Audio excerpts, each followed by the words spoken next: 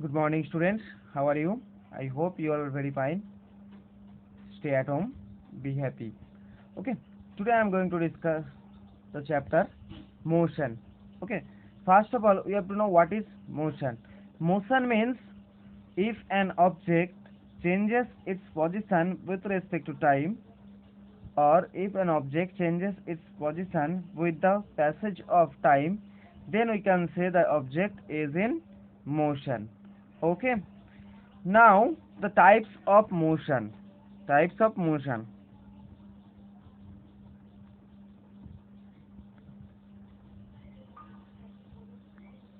Types of motion. There are three types of motion. First is linear motion. Second one is circular motion.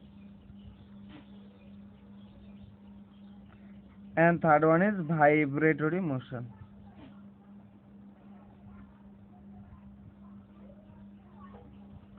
Okay. Linear motion, circular motion and vibratory motion. What is linear motion? If a body has linear motion, then it moves in a straight line or straight path. That means sorry excuse me. Suppose this is a point A and this is a point B. Suppose one object is moving from point A to B in straight path, okay, then we can say the motion of that object is linear motion. Okay, so straight line motion means if the motion occurs in a straight line or straight path. Okay, for example, motion of a car in a straight line, or motion of a freely falling body. That means if you drop any object, from a height, then it will come in a straight path. So then that case the motion of that object is linear motion. Okay. Okay, next, circular motion. Circular motion means if it moves, or if an object moves around a fixed point. Circular motion means if the motion occur around a fixed point. Suppose this is a fixed point, so the motion should be occur around it. Suppose this is a point A.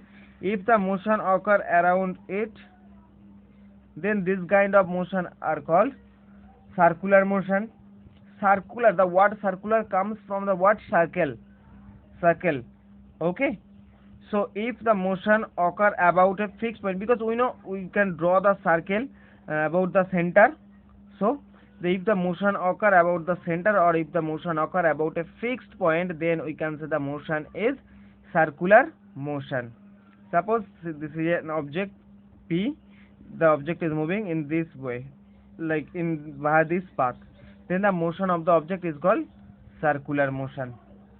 Okay. For example, motion of earth. Okay. Motion of merry-go-round. Okay.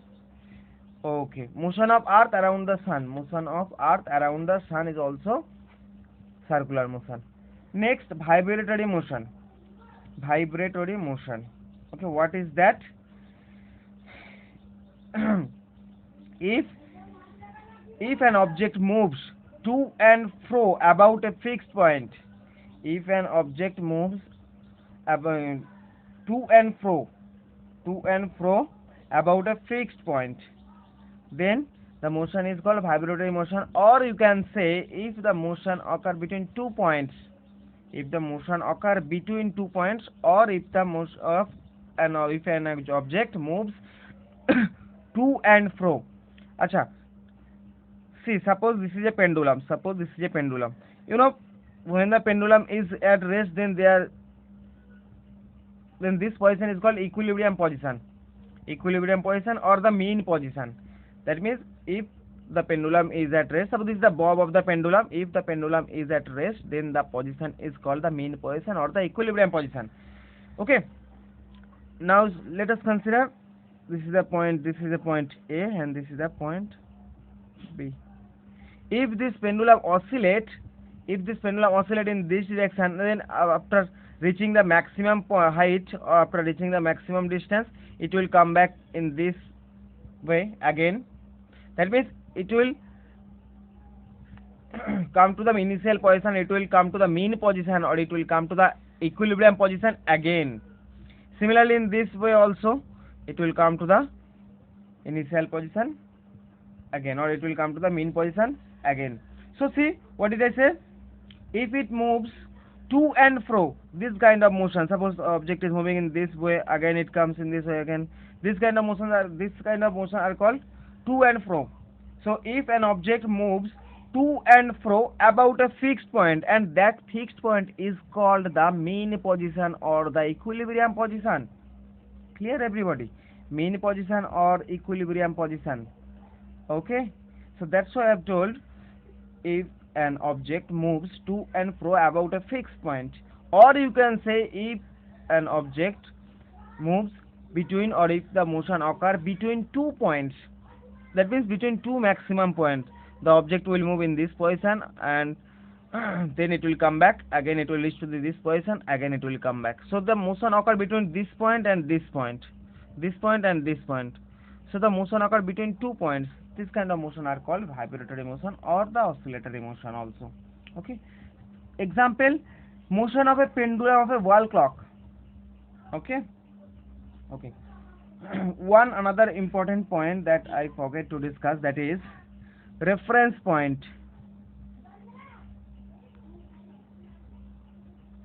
Reference point. What is reference point? First, listen the definition very carefully. A fixed point or a fixed object. A fixed point or a fixed object with respect to which the given body changes its position is known as the reference point or the origin. A fixed point or a fixed object with respect to which the given body changes its position. So that particular fixed point or the fixed object is called the reference point. Okay. Achha, now why the reference point is so important? First, listen an example very carefully. Suppose you are sitting in a station. Suppose you are sitting in a station. Okay, a train is moving, and inside the train there is another person. So from the station, what will you see? You will see the train is moving, as well as the person inside the train is also moving. Right? So just think, I'm telling again. Suppose you are sitting in a station. And a train is moving. Okay, and inside the train there is a person or passenger. Okay, so what will you see? You have seated in the station, so you will see the train is moving, as well as the person or the passenger inside the train is also moving. Okay, so that means with respect to you, the person or the passenger is doing motion, or the passenger is in motion or is doing motion. Okay, but now let us consider there are two trains which are moving with same speed. There are two trains which are moving with same speed parallelly. Clear, everybody? There are two trains, this one. A train is moving in this way and a train is moving in this way. That means they are moving parallelly with same velocity or same speed. You are sitting in this train and another person is there, another passenger is there on that train, in that train. Okay, so now tell, what will you see? You will see, with respect to you, the passenger is at rest, another passenger is at rest who is in the different train. See, you are, suppose this is the first train, this is the second train. You have seated in the second train and the another person has seated in the first train. Both the trains are moving with same speed parallelly. Okay, then one person will see the another person is at rest. I mean, they appears at rest. Clear? So listen, actually they both are moving. They both are moving, but they will see each other at rest. That means with respect to one passenger, another person is appears at rest. Another person appears at rest. So that means for this case, suppose you are sitting here and this is a train. So this was the first case. For the first case, you have seated in a, or you are sitting in a station and the train is moving and there is another person. Then you will see the person is also moving. Okay, but for this case, the train is moving and you are also in another train. You are also in another train. Then what will you see? Then you will see he is at rest. He is at rest. That means in this case the passenger is moving, so it looks passenger is moving. But in this case, though the passenger is moving with the train, then we see, then also we see the passenger is at rest. That means with respect to this point the passenger is moving, but with respect to this point the passenger is at rest, though he is moving. So this is the importance of reference point. Though the object is moving, then also it appears at rest. Okay, that means we can say a body or an object is in motion with respect to one reference point. Is in motion with respect to one reference point. But the same body, this is the first, na? But the same body or an object may not be at rest. May not be, sorry. In this case, the object is at rest. Okay. So an object is in motion with respect to one reference point. Okay. But the same body or the object may be at rest or may not be at rest with respect to another reference point. That means with respect to this point the object is moving, but with respect to this point the object is not moving. It appears at rest, though the object is actually moving. That's why the reference point is very important. That means, which is very important, reference point, that means with respect to which point you are observing, or the observer is at which point, or observer is moving or observer is at rest. So that's why the reference point is very important. Same object, this man and this man, these are the same object or same person, but in this case the object looks it's moving, but in this case the object looks it is at rest, though the object is moving actually. So that means we can say one with respect to one reference point the object may be at motion, but with respect to another point the object may be at rest or may be in motion. Clear? So that's why the reference point is very important. So I hope reference point is very important. Clear? Very clear to you? Okay. Next physical quantities. Physical quantities. Physical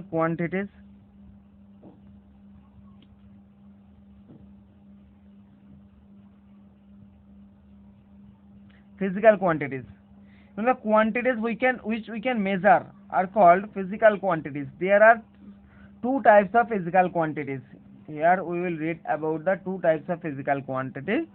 First one is scalar quantity and second one is vector quantity. What is scalar quantity? The physical quantities which are completely specified by their magnitude are called scalar quantities. That means the scalar quantities have only magnitude. It has only magnitude. Magnitude means value. For example, mass, volume, time, temperature. That means mass has no direction. Suppose you have gone to a shop and you have asked 5 kg in forward direction, 5 kg rice in backward direction, 5 kg rice in upward direction. Is there any meaning of it? No meaning. we only say 5 kg rice, give me 5 kg rice. That means it has only magnitude. 5 kg is the value of the rice. So this is called the magnitude. So the scalar quantities have only the magnitude. But the vector quantities are those quantities which have both magnitude and direction. It has both magnitude as well as the direction. Clear, everybody?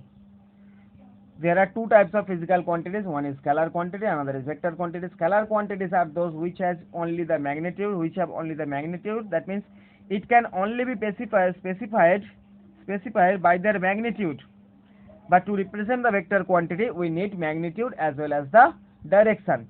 For example, force is a vector quantity, torque is a vector quantity, displacement is a vector quantity, velocity, acceleration. So these are the vector quantities.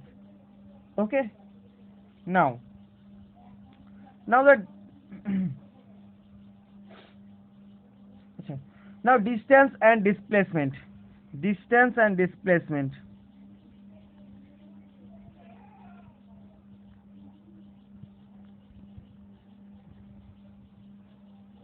Though these points are already discussed, and I'm again discussing distance because there are some new students, so that's why. Now distance is what? Distance is actually the total length covered by an object. The total or the actual length or the actual path covered by an object between initial and final point. Clear, everybody? Suppose there are 2 points. This is point A and this is the point B. So an object is moving. First A to C. So this is a point C. Then C to B in this way. Okay. So suppose this is 3 meter and this is 4 meter. This is 3 meter. This is 4 meter distance. So what is the distance here?